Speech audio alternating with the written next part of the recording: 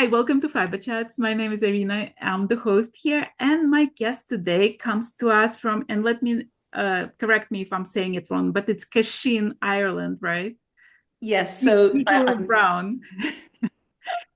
Welcome to my channel. And it's probably a funny feeling for you because you have your own beautiful YouTube channel where people can learn everything about you and what you do. And you are a textile artist who does eco printing. And we're gonna go into like details of everything you do. But I'm always curious how people find themselves starting something. And you didn't start with eco printing. You used to grow race horses, right? Tell me a yeah. little bit of your story. So I've always been an outdoor person. And in fact, when I was a child, I'm the eldest of three sisters. And I always loved what the boys did. I loved climbing the trees. I wanted to be a boy. I wanted all sorts of, excitement and outdoor activities. And horses and horse racing really, appealed and it suited my personality, and I'm not academic. So when I left school, I actually trained in England to teach other people to ride. And I found that I probably had a skill in sharing, how to do things. I was a better teacher than I was a rider. But I always loved working outside. And I have a passion for nature and trees and gardening. And I never realized at the time, actually, that my grandmother, her father was quite a well-known linen merchant in Scotland. So there were textiles in my background, but I was always drawn to textiles, and things just evolved. I hurt my back and I was at an event and I saw a wonderful piece of felt and I really thought it was fantastic. And many years later, I discovered when I was organizing a sustainable festival that somebody locally was offering felting workshops. So that's actually how I became involved in textiles. I started as a felt maker, and then one of my students from Hong Kong, she participated in a workshop with me in Portugal, Taria Kwong. She's an amazing textile artist, and she introduced me to eco printing, and that's where my love was born. I didn't know anything about eco printing, so I'm actually learning everything from watching your channel. And let me tell you, like, if you saw the spike in views on your channel, that's all me because I've been binge watching all your videos. Thank you so much, Irina. And if people are wondering what eco printing actually is, it's a simple process where leaves, bark, and onion skins are used to transfer color onto fabric. And it can actually be, you can print yarn. So I have printed knitting yarn recently, but primarily I print on fabric, my own handmade felt, and upcycled clothing.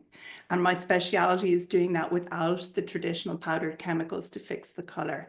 So that's why it's quite earthy and organic, and people are attracted to that Well, I want aspect of to ask you about something that caught my attention, and I thought it was hilarious. Like, but you do a dirty pot. it. Yes, that's what I call it. Let's talk about dirty pot and one is it, why is it dirty and how can people like start their own dirty pot? Well, this is a question that sometimes people do ask, why is it called dirty pot? And to be honest, I'm not sure who coined the phrase at the very beginning, but the pot, when I'm printing after I have printed, and I'll explain why in a minute, everything looks black as the ace of spades. It looks filthy in the pot. So there's a marvelous Australian textile artist called India Flint, and she has a beautiful book called Eco Color. And she really started this revolution in eco printing, because up until her book was published, most people were doing natural dyeing using, plant-based plants and flowers, but they weren't doing a direct contact print.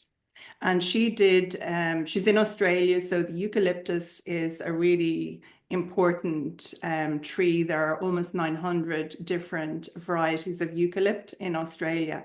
And she did a master's and she studied the eucalyptus trees, and she decided that she thought she would be able to eco-print. But her whole ethos is also not to use the powdered traditional chemicals.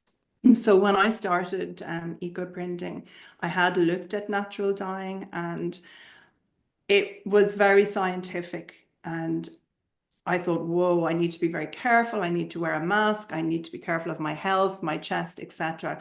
But once I started eco printing in the dirty pot, basically I'm using a reactive pot, so something that's made from either aluminium, cast iron, or copper. And I'm using that in ways to mimic what the powdered mordants, those traditional powders, the chemicals or metal salts would do. So ferrous sulfate, for example, it would make everything much darker and it helps make colors light fast and color fast. But in the eco printing pot, I would be adding rusty metal instead of adding the powder, because usually it's if you inhale the powders, that's where a lot of the damage to your body can happen because your lungs can't expel those powders. So when I print, I have a large pot. And for anybody new, I would recommend an aluminium pot. If you're in America, aluminum, but you spell it differently. So an aluminium pot is fantastic because it enhances the color of what you're going to print, but it doesn't make things very dark. Now, personally, I love dark, so a cast iron pot makes things darker, but an aluminium pot, you have the power of the metal, but you don't have things too dark. And then into the pot, if you're setting up a pot for the very first time, you would have water. And I don't care what anybody says, but city water is absolutely fine, even if it has some chemicals in it. I've tried all sorts of things. My own water is natural well water, but I've not found a difference because I'm boiling the water and any chemicals evaporate. Right. So that might sound a bit you know, counterintuitive, but city water is fine. So water, vinegar, and a good chunk of rusty metal. So that's used to set the pot up at the beginning. And I'm a bit of a magpie. I like going to thrift stores and, salvage yards, and I always have plenty of old bits of metal. And also, I like to put either onion skins or some eucalyptus leaves into the water. It enhances the background color of pieces. But literally, that's all you do. You boil your pot for about an hour, and then it's ready to put bundles in. And the magic of the dirty pot is the more you use that pot liquid, I just top it up when it starts to evaporate. I can use it for 6 months, I can use it for a year, and the intensity of the color and the prints that I achieve, it gets stronger and stronger with time. Oh, I didn't realize that. I thought you have to remake it every time. So you actually No, just top no. with water. And people get very anxious. So when I'm teaching, or if I have a free training, or people in my membership, often if people are new, they get anxious and they see how black the pot liquid looks like after they've had an eco printing session. And that's because with the heat and the vinegar and the rusty metal and the water, and optional vegetation, there's a reaction. And so the liquid looks very opaque and black and murky. And if you have used many eucalyptus leaves, the eucalyptus leaves release an oil. And actually, it can look like you've got, say, petroleum or what we would call diesel, what we use in our farm vehicles. It looks like there's diesel on the surface of your pot liquid. And in fact, that is only the natural oils that have come out of the leaves that you're printing with. It's amazing. And so the more you use it, the intensity of the color gets stronger. The background color of pieces in particular gets stronger. You mentioned in one of your episodes that you have to use protein-based fibers like wool, cashmere, or silk or felt. Uh, why is that? And like, if it's not protein-based, does it color any different? Yes. So it's not that you have to use the protein-based fibers, but when you are starting to eco-print and you are working without the traditional powdered mordants, without those powdered chemicals, protein-based fabric is the most receptive to taking the color. So I recommend everybody starts with wool or silk. If you're working without the traditional powdered mordants, you can then make something called rust water. And that's what I use to prepare my cellulose-based fabric. So linen, cotton, ramie, or also those man-made fabrics, things like rayon or viscose or tensile. They're made from different sorts of wood pulp, and they all take the color as well. So they need to be dipped in rust water, and that's different from the dirty pot liquid, although it's made in a similar way. It's basically rusty metal, vinegar, and water boiled in a pot. Or in the case of a magpie like me, I have loads of old rusty metal pots outside. I don't need to boil them. I just have water or rainwater in them constantly. I give them a good stir, and then I dip my linen or any cellulose fabric into that rust water, and it sounds bizarre, but 40 seconds is the magic number. So I dip the fabric in and I swirl it around and I take it out and I squeeze the excess liquid out. And it looks revolting. It looks like brown and it's got little flecks of rust usually. And then I lay my vegetation and I bundle and I tie my bundles tightly and boil the exact same way as I would for the protein based, but I get a different color palette. Well, what sounds terrifying to me a little bit is that you take like a perfectly good cashmere, let's say, Yeah. and apparently 40 seconds is the magic number. So how many times did something get ruined before you got to the magic number? And how like people who don't have really experience in eco printing should start with, what should they start to experiment before they get to their magic number? Well, when I'm teaching, so I wouldn't be dipping my cashmere into the rust water. I would only be dipping the linen or the cellulose-based fabric. It's not to say that you can't dip the protein-based fabric into it, but you get a very different result and things will be dark. And you need to be careful because with silk and wool and cashmere, too much rust can also affect the quality of the fiber. So for everybody who's starting, I cannot recommend wool or silk enough. And people say, oh, but it's very expensive. I'm going to use, I've got a cotton sheet or something. You've got to balance time and experience and success versus money. We can all go to a thrift store and find some sort of a wool sweater or an old blanket, or we might have some clothes of our own we want to upcycle. So I'm all about not spending loads of money necessarily to get started, just to experiment. And people are concerned as well about boiling the fabric. Will it not shrink or what's going to happen? So providing you bundle very tightly and you follow, I have plenty of instructions and free guides that people are welcome to, to download. I give full instructions with that, providing people follow the instructions and don't decide to go off piste, which is what many people do. They will, I can guarantee that people will get good results. So in fact, I can show you, I have a cushion here. It's just from the couch in the room. I'm not sure if you can see this here. So this is actually, it's locally woven wool for me. So I'm all about making felt or using local products or upcycling. So this was lamb's wool that I had woven locally. And this is just printed with onion skins.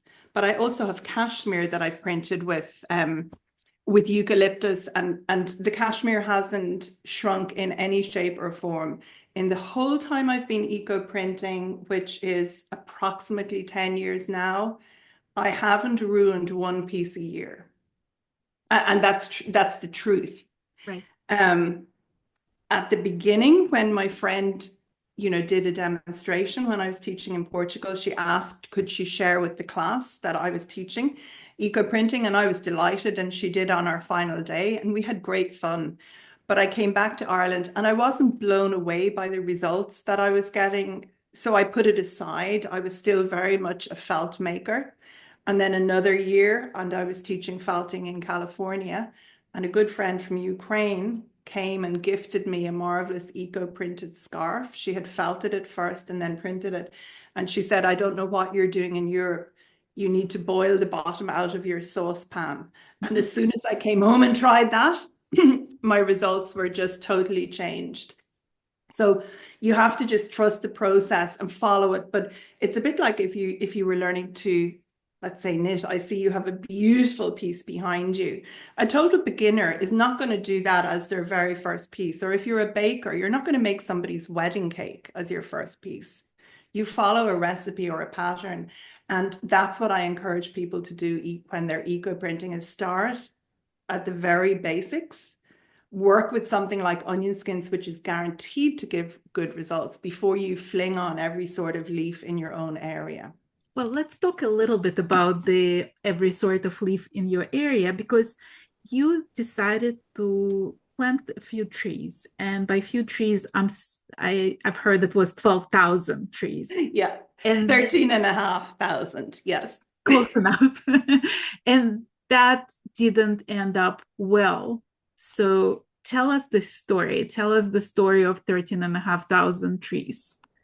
So the final story is really good, but I planted the trees before I started eco printing. So as I say, I've always been really interested in the environment. I'm an outdoors person. I love gardening.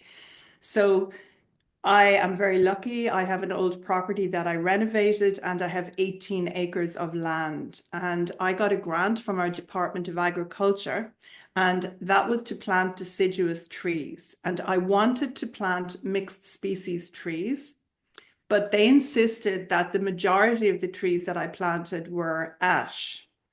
And in Europe, unfortunately, there was a disease with ash trees. And even though I knew about this disease at the time, and I was very careful to buy Irish bred trees, unfortunately, somebody imported trees from a European country, and our whole population of ash trees got affected.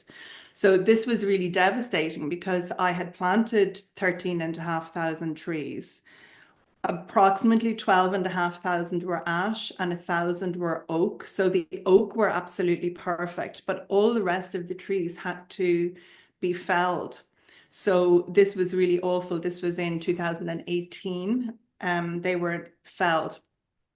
But the really fantastic news, which I still can't believe, I had started eco printing after all the trees were planted. And when I replanted, I actually got what's called a reconstitution grant.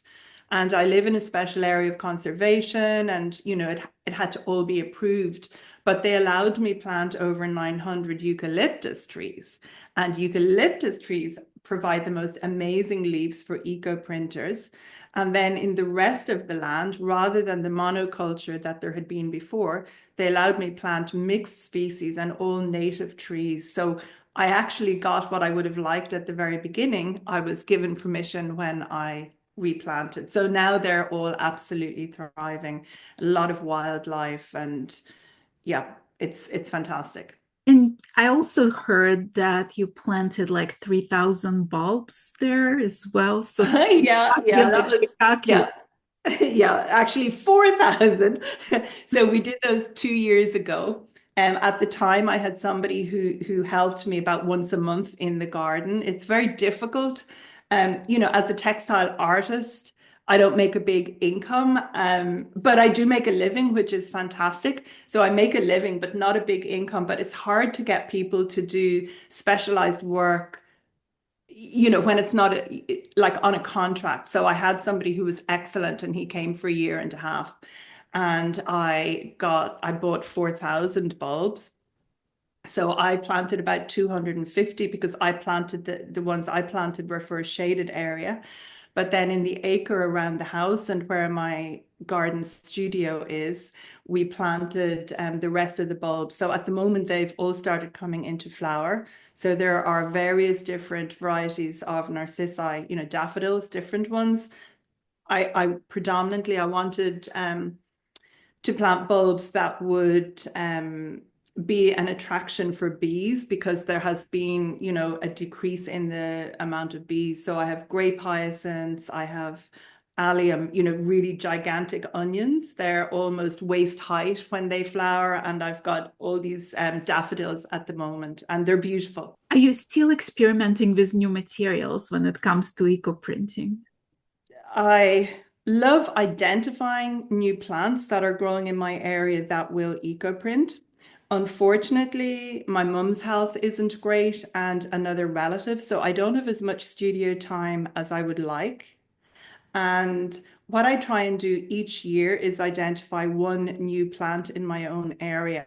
But I do think it's really, really easy to be envious of other people and not just work with what we have. Because one of the advantages of the eco printing in the dirty pot is by adjusting the pot liquid, by adding more rusty metal, or maybe by steaming the bundles for a while and then submerging them or working in a different pot, you can achieve different colors and results with the same vegetation. And the other thing, when you're not using the chemicals to fix the color, the other thing that plays a very big part is the actual current growing conditions. So, for example, I have three trees that are a specific variety of eucalyptus. They're eucalyptus archery, and they usually give a not too interesting brown print. I mean, it's not bad, but it's not very exciting. But if I have rain and sustained rain for a few days, they give the most beautiful green and purple prints. So it's actually raining a lot now, and I'm hoping to eco print in a few days' time. So I will make absolutely sure that I use some of those leaves when I'm printing. And so I think that what I'm doing, it's very exciting. Like if you're to do this yourself, Arena, it's like people would think we were witches if we were, 100 years ago. But it's like you get a sense of nature and of the changing seasons. So leaves print very differently when they're young and old, many leaves. Some leaves give fantastic prints regardless of the age of the leaf. So you get more tuned into your own locality and what's growing. And it doesn't matter what part of the world you live in, there will be something that prints really well where you live. Like, is there a way to preserve those leaves? Because I'm sure, like in the fall, you're in heaven because everything turns colors and what have you, or summer. But then, like, what do you do in the winter when you don't have the leaves? Yes, I actually have a guide for that because that is one big worry that people have. And you can do different things. You can dry them, you can press them and dry them. Waste of time as far as I'm concerned. There's not enough hours in the day because because even if you dry them and they're curled up or straight, you still have to reconstitute them in water to make them soft. So there's no point flattening them.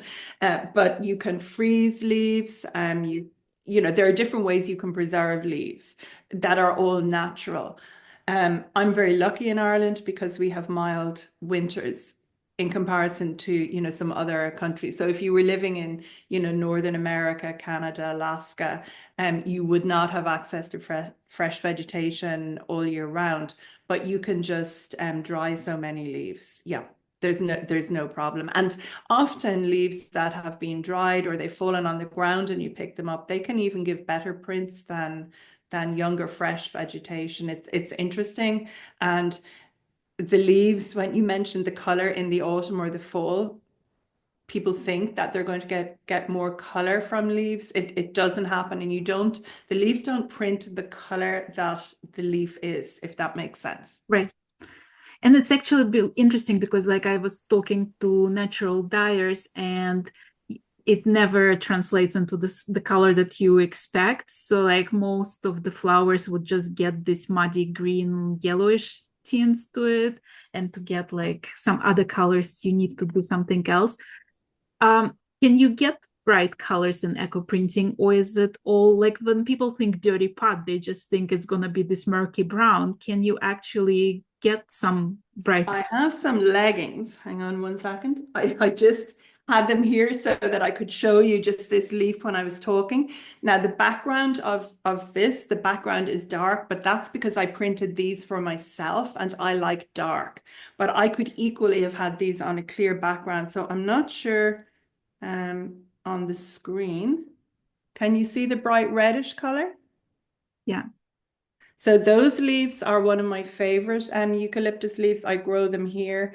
And they print a very strong red. Now, I've got a dark background because I folded these on rusty metal and I wanted dark color everywhere. But if I had rolled the leggings on a copper pipe, or if I had had less dark color in the pot, these would have been very bright. And then I have other leaves that I use in the summer. They're called Cornus alba siberica. It's a Chinese dogwood. And those leaves give the most beautiful bright green from the upper surface, and they give a wonderful deep purple from the lower surface of the leaf. That would be on the protein-based fabric. So I use them a lot in the summer. And then on cellulose fabric, they give the most dramatic purpley black color and inky color with great leaf definition. So they're marvelous. Yeah. But you don't get as many, like, you don't get as many bright colors. You don't get as many pinks and things unless you use the powdered mordants. And there are many people who eco print beautifully with powdered mordants. I'm not against people using them. It's just I have three words that I use for my practice for everything that I do, cooking, decorating, anything. And it's simple, natural, crafted. And for me, simple is better, it's more organic, and that's how I like to work. Well, when you talk about rusty metal, I actually saw your videos walking around with Peep and finding parts of like farm equipment or like old iron somewhere in the field. Like, tell me a little bit about like your average day. Like, what's happening in your life? How do you balance your schedule, your printing, your creative process? Well, I'm very lucky because I love what I do and I love sharing what I do. So I never wake up not wanting to get out of bed. So, when I get out of bed in the morning, the first thing I do, well, I let the dog out, but I put some coffee on and I always grind my own beans. I make espresso on the stove top. So I like my food and my drink, and I'll have breakfast and then I head out for a walk with the dog. And then my time, because of mum's ill health at the moment and the other relative, my time is very much more restricted than it used to be in the studio. So what I do at the moment is I have a membership club. I also have an online course. It's a self-paced course. And at the moment, I'm facilitating some bonus workshops for that course or Q&A sessions. And I have all these monthly sessions with my club members. So those are the people right now who I'm looking after first. I make sure that if there are questions that I need to answer, I answer them, that we have our regular get-togethers where we can chat face to face. And then there is quite a lot of online work when you run your own business like I do. I have a large email list. I use social media. So I would, be posting on Instagram or Facebook or YouTube. But then the rest of the time I could be, like 2 days ago, I was in a thrift store. I have favorite thrift stores and I'm in a rural community. We only have a few within about 20 miles of where I live. So I try and go to them regularly. If I'm shopping, I went for a walk. It was actually yesterday. I'm losing track of days. So I took I took my dog and my relative's dog, who I'm also minding. We went for a good walk. I look at the hedgerow when I'm out walking to see what, the bud break is happening at the moment here, which plants are likely to have leaves soon. Then I went shopping and then I went to the charity shop and it was fantastic because I actually make friends with the people who work in these shops. And as soon as I went in, my friend Mary said, "Oh, great to see you, Nicola. I think I have a linen shirt that you might like." And she had a beautiful linen top. And so I actually picked up 3 linen tops and a wool jumper, which I'm intending to eco print either tomorrow or next week. It depends on how much I get done tonight. And something about the process that's really good is just to take time, like not to rush things. I was definitely planning on printing tomorrow, but that may not happen. So I'm always looking for pieces of rusty metal on the road. I'm looking for things like old pots and pans. I have over 50 pots. I don't need any more, but I can't resist them. How big of pots are we talking about? Well, In different countries, we have different sized pots, you know, for cooking. I mean, I'm always fascinated if I go to America, like, people do things like roast turkeys in big pots and things. So you have bigger pots than we have, and, shrimp boils and things like that. So 40 liters, which I can't tell you what that is in gallons, but 40 liters is a good size commercial cooking pot. That's a really, really useful pot. But you can eco print in a smaller pot. And my largest eco printing pot is one that you will have seen online, maybe. I'm kneeling down beside it. I've taken pieces out of the pot, and that's 240 liters. And three of us could get into that for a sauna. It's really big. And I have a pickup truck. So I'm always on the lookout for things. And I was in France at a kind of a junkyard, a salvage yard, and I saw that big pot there and I could not believe it. I said to myself, I don't care how much this pot costs, I'm going to bring it home. And when I asked the man, he said 150 euros. I nearly got sick. I was so excited. So I offered him 140 and he took it. So yeah, so you can start smaller, but one of the things about the dirty pot process is if you roll your bundles on rusty metal or copper, you get the influence of those metals directly in contact with the fabric, and it also enhances the prints. You don't have to do that, but that's what I really enjoy doing. And so I have to be mindful that my pot diameter needs to be wide enough to accommodate the pipes. Well, let's talk a little bit about bundle because for people who don't really understand the process of eco printing, tell us a little bit like the steps in lame terms. Yeah, so very simply, if I'm going to be eco printing tomorrow, that's why I need to have my fabric prepared beforehand. So when you're eco printing, let's just say I'm going to eco print wool or silk, a protein-based fabric. I need to give that a wash with a gentle soap beforehand, even if the fabric has been bought new from a supplier that says it's ready for dyeing. Because when we're working without the powdered chemicals, we want to make sure that the fabric is as receptive as possible to the color. And we want that color to last. When I print and things like the scarf I'm wearing or that cushion that I shared with you, I want everything to be machine washable afterwards, and I want it to hold its color. So the important thing at the beginning is to wash it, and I recommend an olive oil soap. So many people use commercial proprietary things such as Synthropol when they're preparing for natural dyeing. I recommend from experience an olive oil soap or gentle handmade soap. So that's the first thing. So the fabric needs to get a good wash. And then I like to leave it soaking in plain water overnight. And that was a tip that I got from Joan Morris. She's a wonderful, wonderful natural dyer from Washington. And she teaches stitch resist natural dyeing. She did all the costumes for The Lion King on and off Broadway. And she's just amazing. And she said for natural dyeing, if you soak your fabric for a minimum of 1 hour before you use a tannin bath or a mordant, the fabric will absorb more of the liquid and you get more saturated color. So after I did a week residential with her, I decided to apply that to eco printing, and I was amazed. The color saturation is so much better. So you wash your pieces, you soak the fabric, and then before you print, you just squeeze all that excess water out and you lay your fabric flat on your table. And I just use those party tables in general. They're what I use the most often. They're plastic and they're very, very easy to work on. And then you gather your vegetation and you literally just place the vegetation onto your fabric. And as a new eco printer, I would say people are inclined, they're tempted to almost vomit vegetation on, like to put loads of stuff on. So you need to have a bit of negative space. So you position your vegetation, whether it's onion skins or rose leaves or blackberry leaves, along the length of your fabric. That's the first thing.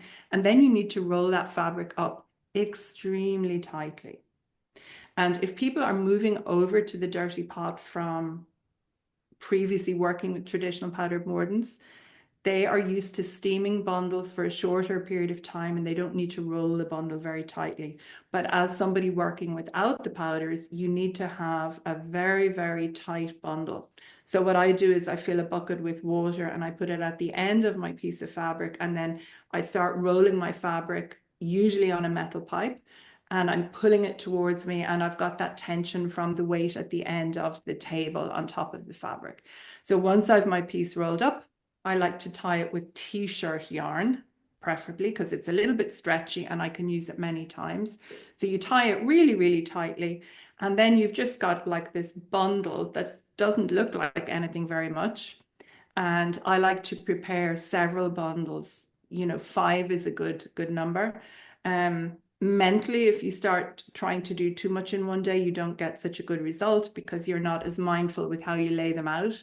And then I put them all into the pot at the same time, and they're boiled, depending on the vegetation, they're boiled usually for about 2.5 hours. And I saw And then, that you can even break that bundle, so it doesn't have to stay straight like a hot dog. You can sort of bend yeah, so, to fit into the pot. yeah, so for in the club that I have, in the membership club, I would share lots of more, let's say, advanced things or techniques. But one of the issues people often wonder is how they can, if they have a small pot, how they can, eco print a really big piece. And you don't have to roll on metal. I like rolling on the metal because it gives different effects on the fabric and the color. But you can roll, for example, on a silicone tube. And you can get these even on Amazon. Now, I'm not necessarily a big supporter of Amazon, but it is somewhere where you can get food grade silicone tubes. I got mine from a recycle center. But you can also roll on a cardboard tube. So something like that would come on the inside of a bolt of fabric. And so in that case, if you were rolling with the silicone tube, you need to put something that's strong, like a metal curtain pole or something into it to keep it very straight. With the cardboard tube, it is going to be going into the water, and the water is going to seep into the cardboard, but it won't affect it, providing you roll very tightly and you use loads of string. So you tie your piece and then you break it over your knee and you just twist it so that you can fit it into the pot. And the secret is, when your pieces are in the pot, so they're curled around and they're in the pot, you're not going to agitate it. You're not going to be stirring it. Like, you put them in and that's it. You just leave them until they're ready to come out. And in the case of cardboard, it will have absorbed all the water and you only get to use it one time.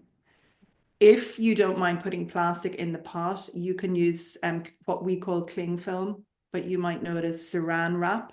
You can wrap the cardboard tube with the saran wrap, several wraps around it, and then you can use it a few times. But I personally prefer not putting plastic in the pot because I don't want the health implications, Right. potential. Yeah.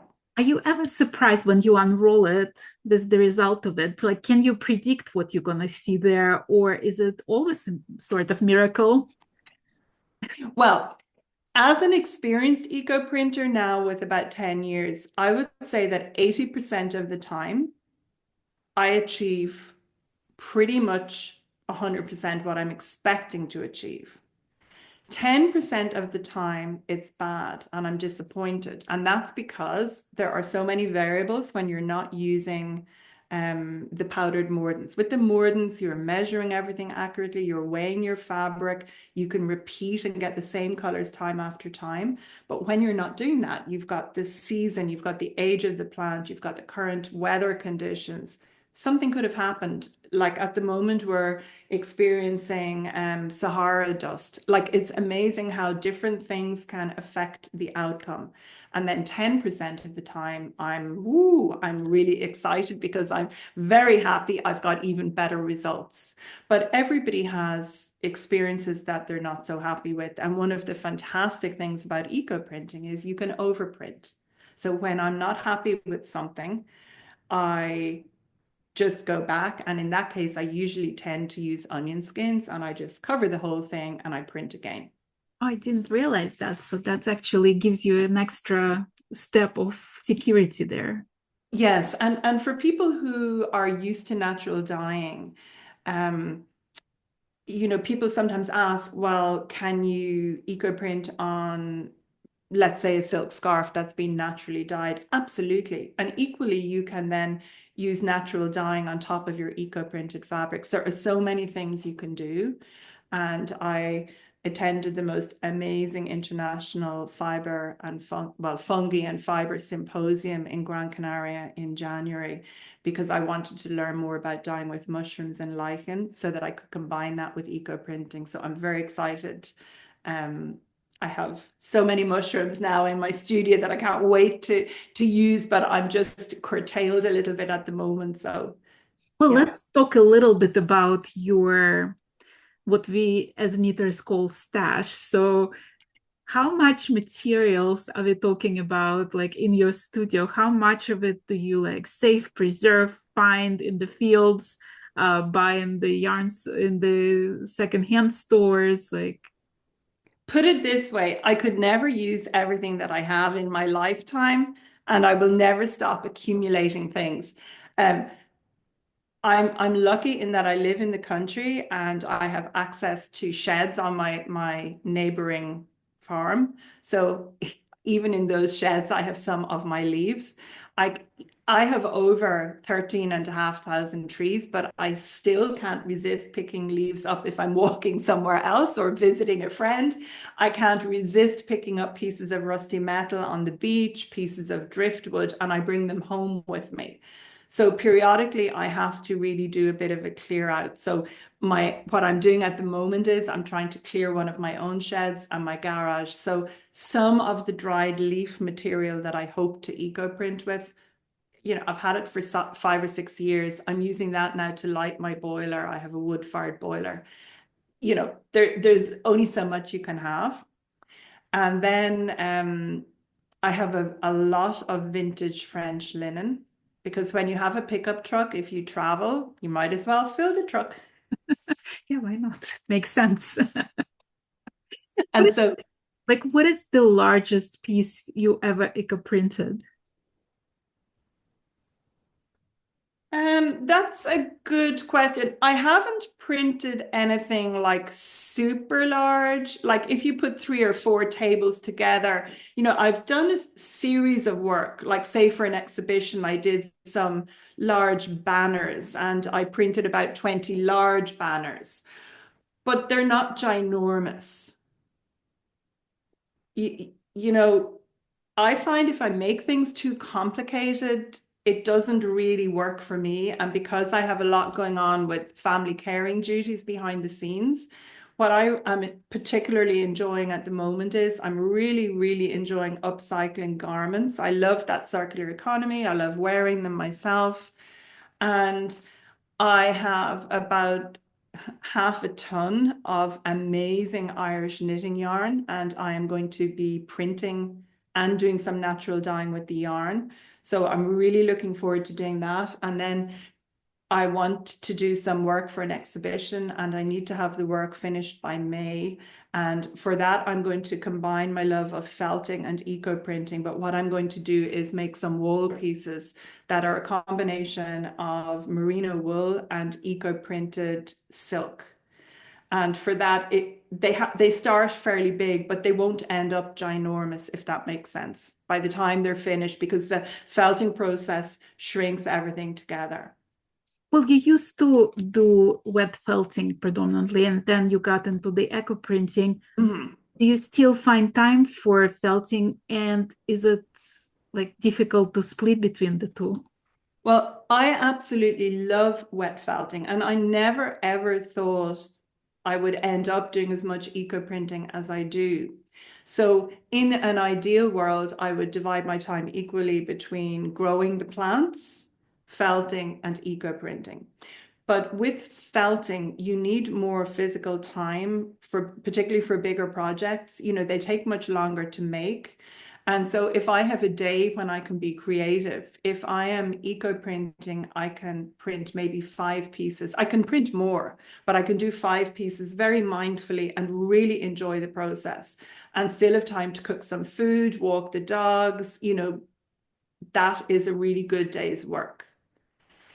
If I'm felting, I could felt a beret, obviously, in a day.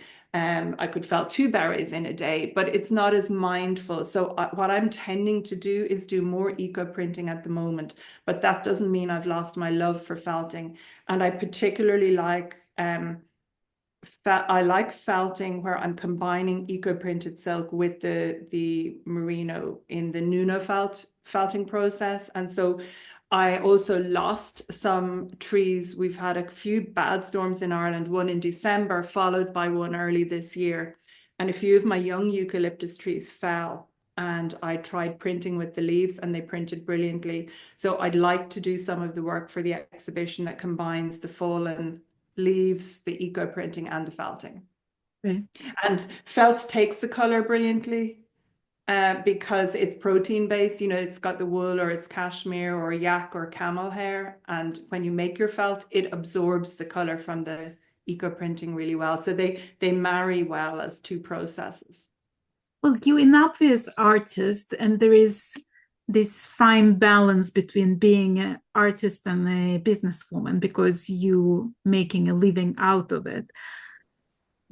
Do you ever consider like, okay, like I could make 5 projects versus one project, but my soul desires this one project at the moment? Like, is it ever a consideration of like what will pay the bills and what you would rather do as an artist?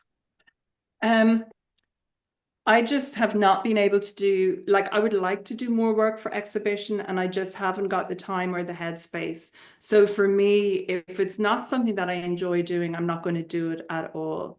And I really love eco printing. Like, that's why I would like to eco print tomorrow, but I may not get everything prepared because I need to do the washing work out what I'm doing.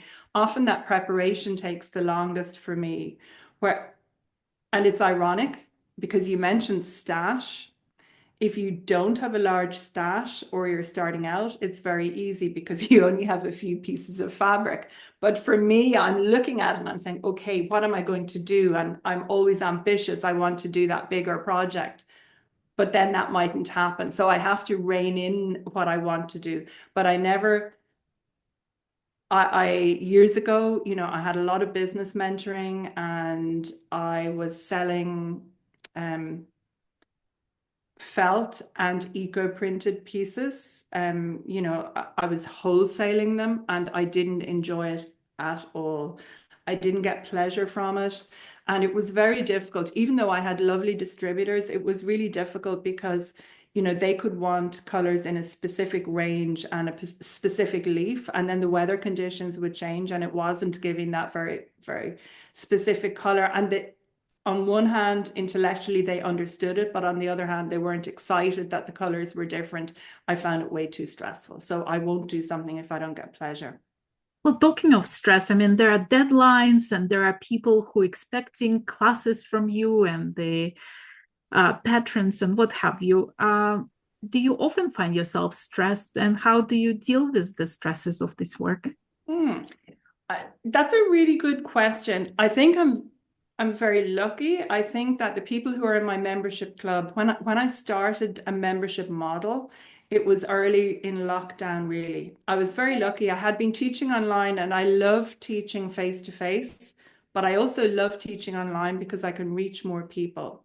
So during lockdown, I developed two very inexpensive courses. They were just project based and they were $30. I wanted to be able to offer something to people that they could participate in at a really, really inexpensive price. And there was, you know, all this feedback from me. And I loved teaching online. So when I got accepted for a pilot project here in Ireland about developing a membership, the membership model is where you have people and they pay a recurring subscription, either annual or monthly, and then you provide content and you know, you decide how you're going to do your teaching. But for me, it's really great. At the beginning, I set up a club that was dealing with felting and eco printing. But a year ago, because things were getting more all consuming behind the scenes, I decided that I would need to concentrate more on eco printing, because if I have a day where I can work in the studio, I can achieve more eco printing in a day than I can felting. And I felt myself under a bit of pressure. Like I would have often I record myself, but I also had a professional videographer coming in, and I felt under pressure with the felting. You know, you need time sometimes, and he would come and we would record something, and the felt wouldn't necessarily turn out exactly how I wanted it, and I couldn't re-record it. I didn't have time.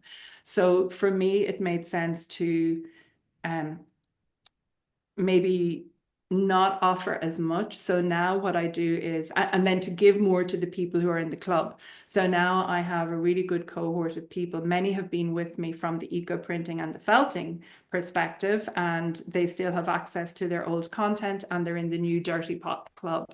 But I have new members in the club who just have come in more recently.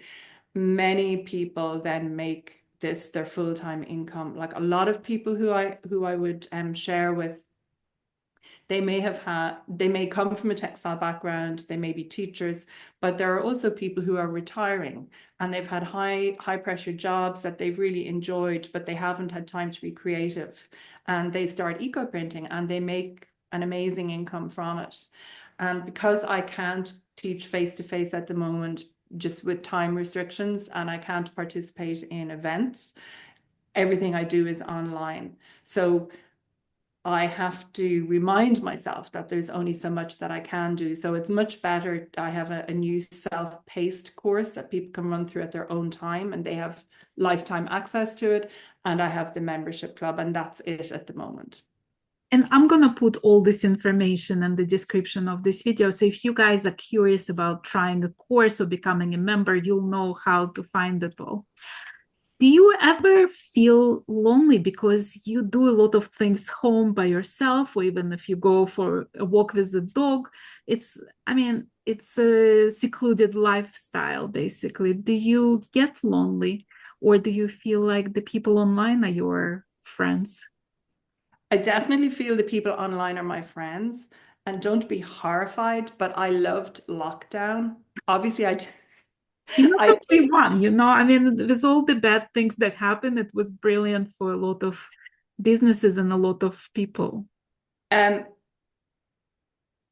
most people would find it really hard to understand, but I would, if I had the choice of never ever meeting somebody face to face again, or meeting somebody every single day face to face, I would choose not to meet, because I really value my quiet, peaceful time. I like being outside. I like walking with the dogs, but I love people. It's not that I don't love people, but I've cultivated my life, and I suppose I've built my business around my preference, my personal preferences.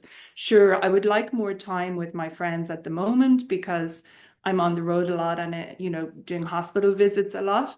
But I really feel I've really connected online. I can understand why online dating works, because I feel I know my club members and friends that I've met online.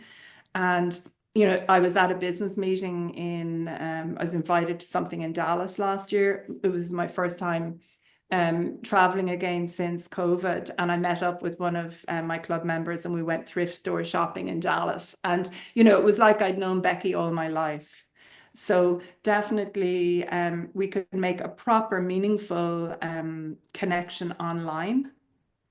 But I love having my quiet time and, working here by myself.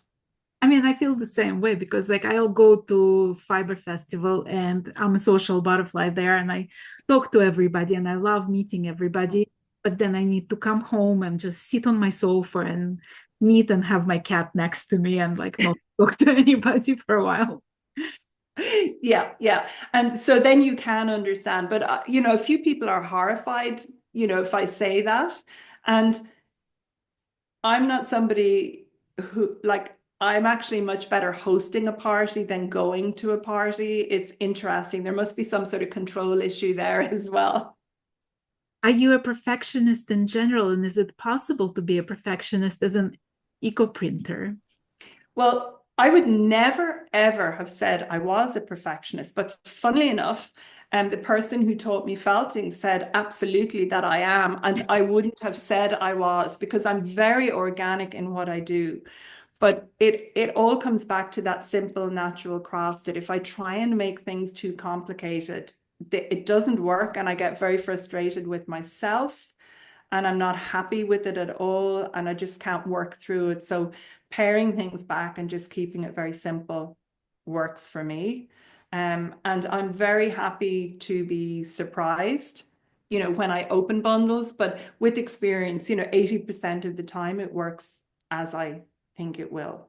And obviously, if I'm teaching, um, I want to be able to teach what I've learned to other people and them to have success right from the start. So if I wasn't able to predict what would happen, it would be a bad thing. So 80% of the time it's what I predict, 10% it's better than I predict, and then 10% there can be that disappointment. And sometimes the disappointment would be if you were working with upcycled fabric, for example, maybe there are things in the fabric that you can't see. It could be underarm stains or something, and they've been bleached out. But when you go through that elemental process with the leaves and the rust and the vinegar, it brings them to the fore again. So it's not necessarily that the vegetation isn't printing, but something happens. Right. Tell me like a little bit about YouTube and your relationship with YouTube, because I was, as I was watching all your videos, like I saw one negative comment there. Like everybody loves it and everybody is Oh, positive. And then there was like one person who was like, oh, this whole like no chemical nonsense is yeah. absolutely ridiculous. How do you deal with like negative comments, and how do you see yourself as a YouTuber? Well, I hmm.